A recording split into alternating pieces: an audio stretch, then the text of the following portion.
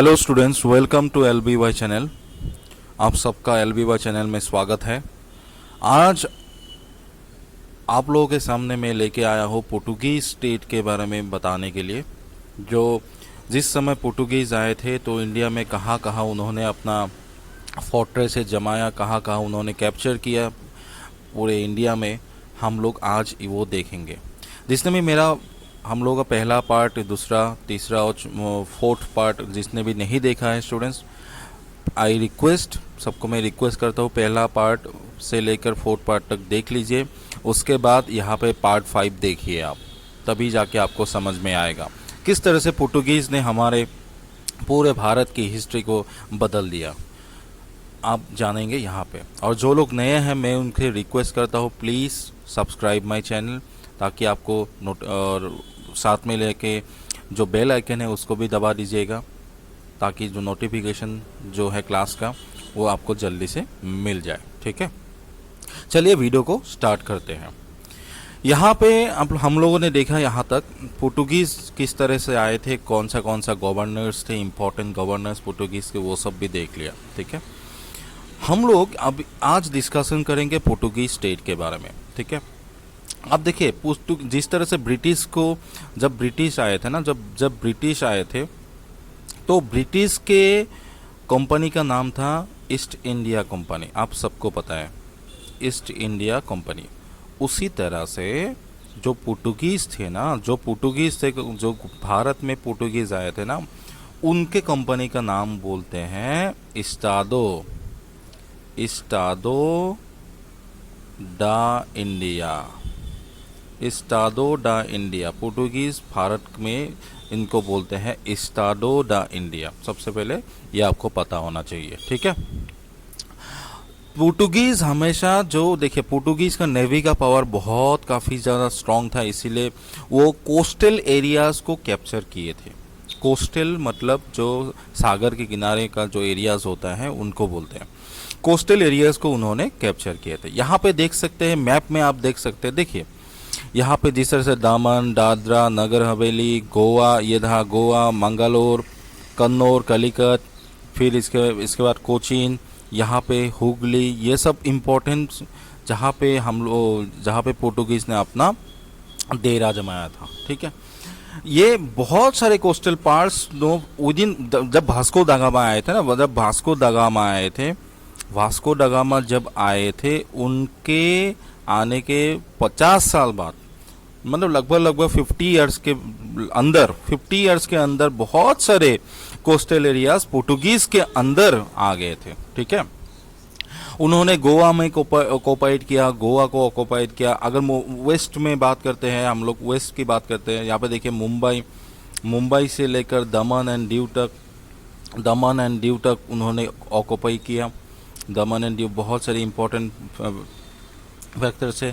South में आप लोग, अगर साउथ की बात करें, साउथ में आप लोग देख सकते हैं, यहाँ पे देखिए मैप में देख सकते हैं, देखिए साउथ में अगर बात कर सकते हैं, यहाँ पे मंगलोर हो गया, बहुत इंपॉर्टेंट है उन लोगों का सेंटर, कलिकट हो गया, कन्नौर हो गया, कोचीन हो गया, ये सब इम्पोर्टेंट सेंटर्स है जहाँ पे वो लोग आए थे पोर्टुगीज़ अपना फोर्ट्रेसेस बनाने, फिर इसके बाद ट्रेडिंग करने, लेकिन यहाँ पे उन्होंने ऑक्युपाई भी किया। अगर मैं ईस्ट कोस्ट का बात कर रहा हूँ, मतलब ईस्ट मतलब इस साइड, यहाँ पे देख सके पुलिकेट इस तरफ है, नागापट्टनम, टूटिकोरिन, ये सब इन लोगों का बहुत इंपॉर्टेंट है। और हुगली का बात करते हैं, देखिए हुगली रिवर जो बंगाल में है, ये बहुत इंपॉर्टेंट सेंटर है जो पोर्टुगीज़ ने कैप्चर किए थे। ठीक है, अब देखिए इन लोगों के बीच में ट्रीटीज़ बहुत ज़्यादा साइन हुआ स्टूडेंट्स। यहाँ पे देखिए दो ट्रीटीज़ है, गोवा और डेक्कन के सुल्तान के बीच में रेगुलरली। देखिए ट्रीटीज़ हमेशा गोवा मतलब पोर्टुगीज़ का बात कर रहा है, गोवा और डेक्कन के बीच में बहुत सारे ट्रीटीज़ साइन हुए। ट्रीटीज़ मतलब एग्रीमेंट होता है। ठीक है, और 1570 की बात कर रहा हूँ, ये 1570 की मैं बात करता हूँ। गोवा और डेक्कन में बहुत सारे ट्रीटीज़, गोवा और डेक्कन के बीच में बहुत सारे ट्रीटीज़ भी साइन हुए। ठीक है, और रेगुलरली इनको रिन्यू भी किया जाता था। ठीक है, और ये जो पोर्टुगीज़ थे ना, ये बहुत क्रूशियल रोल एक जो पोर्टुगीज थे ये बहुत ही एक क्रूशियल रोल अप्लाई करता था। मतलब यहाँ पे देखिए उन राजाओं के बीच में बहुत ज़्यादा लगता था, जैसे कि विजयनगर एम्पायर हो गया। विजयनगर जो थे, विजयनगर एम्पायर और उसके डेक्कन सुल्तान के बीच में बहुत ज़्यादा झगड़ा था, तो पोर्टुगीज़ का बहुत इंपॉर्टेंट रोल था इनके बीच में। फिर डेक्कन और मुग़ल के बीच में बहुत ज़्यादा लड़ाई चल रहा था, तो पोर्टुगीज़ ने बहुत ज़्यादा इम्पोर्टेंट थर्ड पार्टी के हिसाब से इम्पोर्टेंट रोल उसने अपनाया। फिर मुग़ल और मराठा के बीच में भी लग रहा था, तो उसमें भी पोर्टुगीज़ ने भाग लिया। ठीक है, इन्होंने भाग लिया, इनका मकसद यही था कि एक तो मकसद ये था कि अपना जो राज है, अपना जो इन्फ्लुएंस है, पोर्टुगीज़ का जो इन्फ्लुएंस है, ये सब पूरे भारत में उनका इन्फ्लुएंस हो जाए, ये उनका मकसद था। ठीक है, आपको एक चीज पता होना चाहिए स्टूडेंट, पोर्टुगीज ही वो थे जो जिन्होंने पहले आए थे, फास्ट, जो सबसे पहले आए थे, first come to the India, पहले आए थे और सबसे लास्ट में गए। वो लोग लास्ट बोले थे 1961 में, वो लोग गए थे 1961 में। भारत के जो गवर्नमेंट थे उन्होंने गोवा, दमन एंड दीव को उन्होंने कैप्चर कर लिया। ठीक है, गोवा, दमन एंड दीव को उन्होंने कैप्चर कर लिया और अपने से पोर्टुगीज से छीन लिया वो लोग। ठीक है, ये आपको पता होना चाहिए, सबसे पहले आए थे और सबसे लास्ट में गया। ठीक है, अब चलते हैं पोर्टुगीज एडमिनिस्ट्रेशन कैसे करते थे स्टूडेंट्स। सबसे पहले ये जान लेते हैं पोर्टुगीज लोग एडमिनिस्ट्रेशन किस तरह से करते हैं। पोर्टुगीज का एडमिनिस्ट्रेशन कैसा था, पोर्टुगीज लोग एडमिनिस्ट्रेशन कैसे करते थे। एडमिनिस्ट्रेशन पोर्टुगीज इंडिया में एडमिनिस्ट्रेशन कैसे करते थे। ठीक है, चलिए इसको देख देते हैं, पोर्टुगीज एडमिनिस्ट्रेशन किस तरह से करते थे। सबसे पहले देखिए, इनका जो हेड था, head of the administration, head जिसको है ना एकदम ऊपर के लेवल का, उनको बोलते हैं वाइस रॉय। देखिए, हेड को बोलते हैं वाइस रॉय, और ये जो वाइस रॉय है ना, तीन साल के लिए इनको वाइस रॉय बनाता था। कोई भी एक जन को 3 साल के लिए वाइस रॉय बनता था। ठीक है, वाइस रॉय के नीचे आ गया एक है पोस्ट, जिसका पोस्ट का नाम है वेदर द फेजेंडा। ठीक है, इनका रेस्पॉन्सिबल काम था, वेदर द फेजेंडा का रेस्पॉन्सिबल काम था रिवेन्यू कलेक्शन में, जो भी रिवेन्यूज है वो कलेक्शन में। फिर जो भी कार्गो आते थे, कार्गो जो इंडिया से होके जाते थे, उनका भी रेस्पॉन्सिबल। ठीक है, ये सब का ध्यान रखता था वेदर द फेजेंडा। वेदर द फेजेंडा के नीचे आ गया जो फोर्ट्रेसेस थे ना, जो फोर्ट्रेसेस थे, जो ये जो फोर्टिफाई करते थे, फोर्ट्रेसेस बनाते थे ना, फोर्ट्रेसेस का देखभाल कौन करता था। कैप्टेन करते थे। कैप्टेन जो फोर्ट्रेस का देखभाल करते थे ना, मेन हेड, उनको बोलते हैं कैप्टेन। अब कैप्टेन के नीचे कौन काम करता था, उनको बोलते हैं फैक्टर्स। वो लोग बोलते हैं फैक्टर्स। कैप्टन के नीचे में जो कैप्टन को असिस्टेंट देता है, उनको बोलते हैं फैक्टर्स। इनके पास बहुत ज़्यादा पावर दिया था उन्होंने। और ये लोग क्या करते थे पता है, कभी कभार कम्युनिकेशन गैप होता था ना, उस समय तो फ़ोन बोन नहीं था, ऑर्डर आने में कम्युनिकेशन गैप था, इसी की वजह से उनका फ़ायदा उठाते थे। और वो लोग कभी कभार क्या करते थे, उनको तो बहुत ज़्यादा पावर मिलता था, अपने हिसाब से वो कभी कभार फोर्ट्रेसेस को चलाते थे अपने हिसाब से। ठीक है, ये आपको पता होना चाहिए। अब चलते हैं इनका जो रिलीजियस पॉलिसी था, इनका रिलीजियस पॉलिसी किस तरह से थे पोर्टुगीज का। सबसे पहले इंपॉर्टेंट, ये भी इंपॉर्टेंट है। देखिए, इनका जो रिलीजियस पॉलिसी था ना, ये आपको पता होना चाहिए।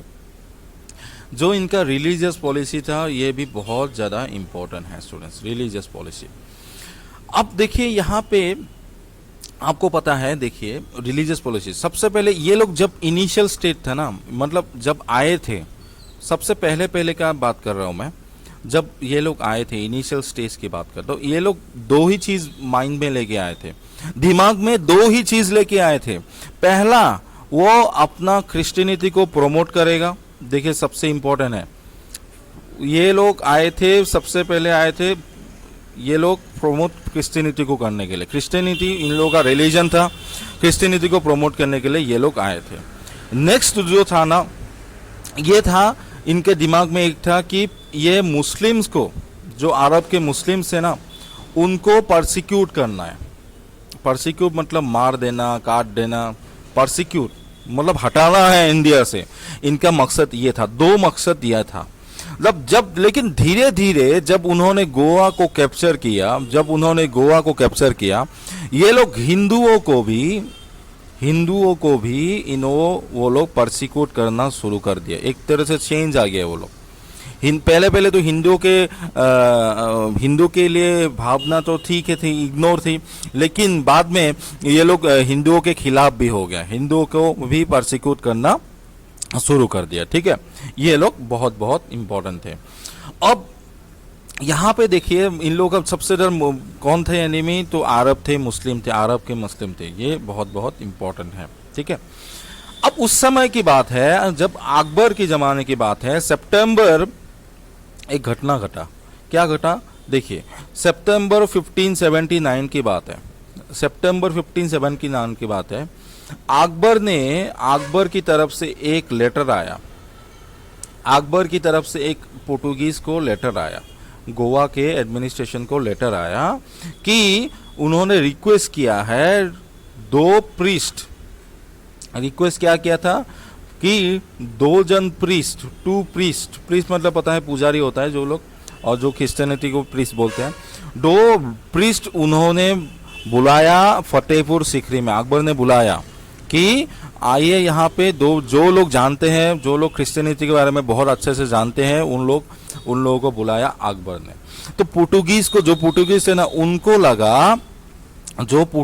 ना, उनको लगा ये बहुत अच्छा मौका है हमारे लिए कि अकबर को हम लोग आराम से क्रिश्चियनिटी में बदल सकते हैं। देखिए, इन लोगों का मकसद था क्रिश्चियनिटी में बदलना, सबको क्रिश्चियनिटी में बदल सकता है अकबर को। और अकबर अगर बदल गया, अगर एम्पेरर बदल गया, अगर राजा ही बदल गया, तो कोड भी बदल जाएगा, राजा का कोड भी बदल जाएगा। अगर कोड भी बदल गया तो फिर उसके जनता मतलब प्रजा, पीपल भी बदल जाएगा क्रिश्चियनिटी पे। इनका एक मकसद था। तो इन्होंने जो अकबर ने जो बुलाया था, उनको अच्छे से एक्सेप्ट किया।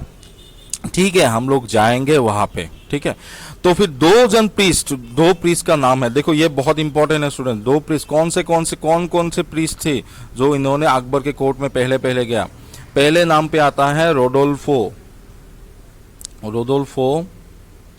एक्वाविरा। ये बहुत बहुत इंपॉर्टेंट है। एक्वाविवा पहला प्रीस्ट थे, ये तो फादर थे। ठीक है, फिर एंटोनियो मोन्सेरेट, ये भी आपको बहुत अच्छे से आना चाहिए।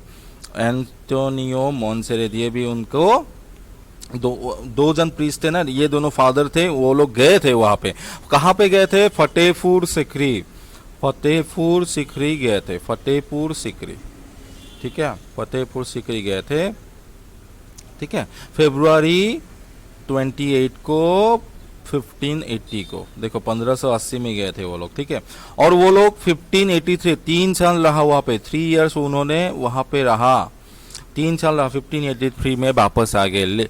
सब कुछ फेल करके मतलब उनका एक मिशन था ना कि अकबर को कन्वर्ट करेगा, लेकिन वो नहीं हो पाया, वो फेल हो गया। सेकेंड बार भी अकबर ने फिर से बुलाया 1590 में फिर से बुलाया। फिर से 1592 तक रहा वो, 2 साल रहा। फिर भी वो लोग नहीं कर पाए अकबर को क्रिश्चियनिटी में कन्वर्ट नहीं कर पाए। थर्ड मिशन की बात करते हैं। अब जो थर्ड मिशन है ना स्टूडेंट, थर्ड जो मिशन थे वो थे 1595 में। अब थर्ड मिशन कहाँ पे हुए थे आपको पता होना चाहिए, लाहौर में हुए थे। लाहौर में अकबर ने बुलाया। उस समय दो प्रीस्ट गए थे, उनका नाम है जेवियर। एक का नाम है जेरोमी जेवियर और दूसरे का नाम है आपका इमानुएल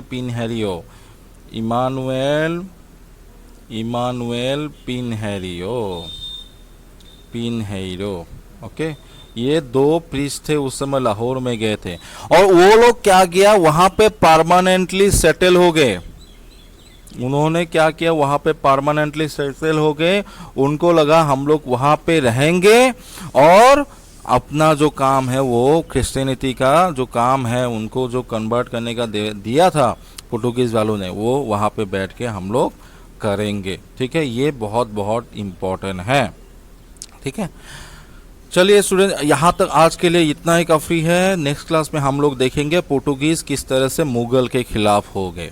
चलिए, अगर वीडियो को पसंद आया तो लाइक कीजिए, शेयर कीजिए, सब्सक्राइब कीजिए। Thank you.